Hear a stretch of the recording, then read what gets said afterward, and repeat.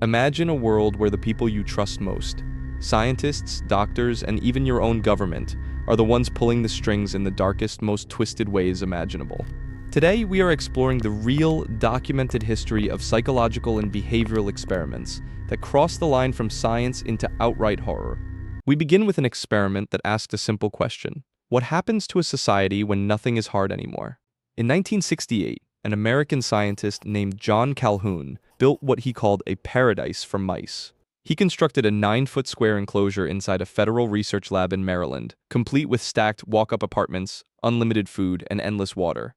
There were no predators, no diseases, and no threats of any kind. Calhoun placed 8 healthy mice inside this perfect world to see how they would thrive. At first they did. The population doubled every 55 days, and by day 315 there were over 600 mice inside the enclosure. But then, the paradise began to fracture. Because there was no new territory to escape to, the young males found themselves with no meaningful roles to fill in society.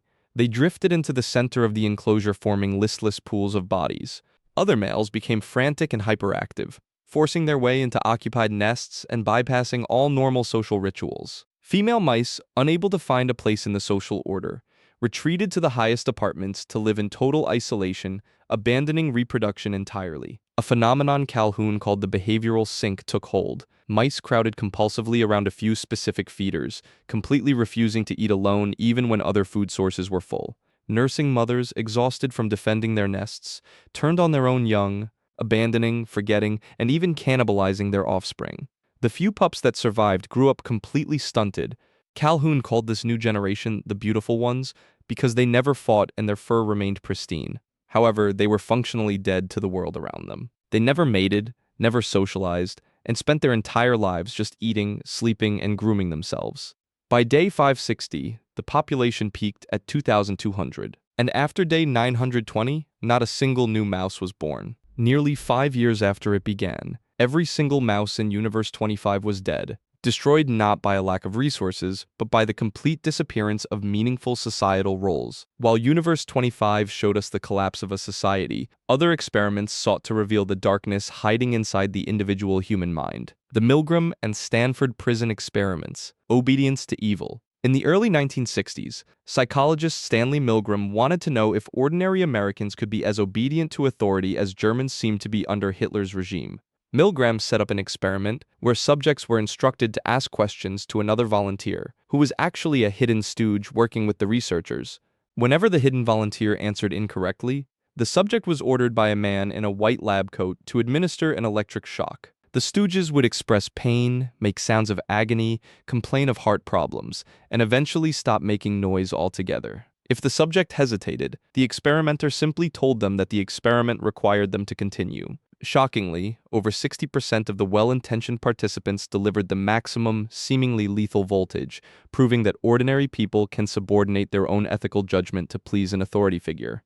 A decade later, in April 1971, another study pushed the boundaries of human cruelty. A classified ad in the Palo Alto Times offered male college students $15 a day for a psychological study of prison life. Led by psychologist Philip Zimbardo, 24 students were randomly assigned to play either guards or prisoners in a fake prison constructed in the basement of Stanford University's psychology department. The Stanford Prison Experiment was originally scheduled to last 2 weeks, but the students internalized their roles with terrifying speed. The guards began subjecting the prisoners to intense psychological distress, creating an environment so volatile and harmful that the study had to be abruptly terminated after just 6 days. The horrors of this study were so profound that it led to the formalization of strict ethical codes in psychological research, ensuring a study of this nature could never legally happen again. But what happens when the people conducting the experiments don't have to follow the law? Enter Project MKULTRA. Authorized by the Director of Central Intelligence in 1953, MKULTRA was a highly classified CIA program designed to develop chemical and biological materials capable of controlling human behavior. Fearing that hostile powers were using truth drugs and brainwashing techniques, the CIA initiated 149 subprojects aimed at discovering methods to discredit individuals, extract information, and implant mental control. The program was directed by a chemist named Sidney Gottlieb, who operated with minimal oversight and effectively held a license to experiment on human beings. The CIA's methods were extreme. They set up safe houses in San Francisco, Mill Valley, and New York City under a subproject called Operation Midnight Climax, run by federal narcotics agent George Hunter White. Prostitutes on the CIA payroll were paid to lure unsuspecting clients back to these safe houses there. The victims were surreptitiously slipped potent psychoactive drugs like LSD. CIA operatives would monitor the drugged citizens from behind two-way mirrors, tracking their behavior and even feeding them subliminal messages to see if they could be induced into committing crimes like robbery or assassination. The experiments were completely devoid of medical safeguards or informed consent. In 1953, the dangers of this covert testing became tragically apparent. At a CIA retreat, a scientist named Dr. Frank Olson was unwittingly given a glass of Cointreau secretly spiked with LSD by a CIA colleague. Days later, suffering from severe paranoia and depression induced by the drug, Olson plummeted to his death from the 10th floor window of the Statler Hotel in New York. Despite Olson's death, the CIA continued administering LSD to non-volunteer human subjects for another 10 years. The extent of the CIA's human experimentation was vast. They tested drugs on prisoners, including a study where narcotics addicts at the Lexington Rehabilitation Center were rewarded with the drug of their addiction in exchange for taking experimental hallucinogens. They even utilized foreign nationals as expendables, people who wouldn't be missed if they disappeared.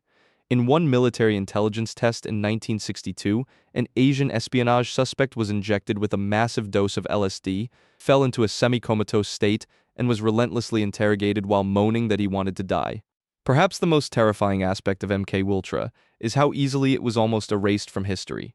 In 1973, as the program's architects, including Richard Helms and Sidney Gottlieb, were retiring, they ordered the illegal destruction of the MKULTRA records. They wanted to ensure that the individuals and institutions involved would never face follow-up, questions, or embarrassment. It wasn't until 1977 that a CIA employee, responding to Freedom of Information Act requests, accidentally discovered 8,000 pages of MKULTRA financial documents that had survived the purge because they were misfiled. These surviving receipts revealed the massive scale of the operation, implicating 80 institutions, including 44 colleges and universities, and countless unwitting victims. From a utopian mouse society that tore itself apart, to basement prisons that turned students into sadists, to a government agency that secretly drugged its own citizens, these real-world events show us that the darkest depths of psychology aren't found in fiction. They are found in the pursuit of absolute control. If this journey into the shadows of human behavior fascinated you, make sure to like, subscribe, and let me know in the comments which dark corner of history we should uncover next.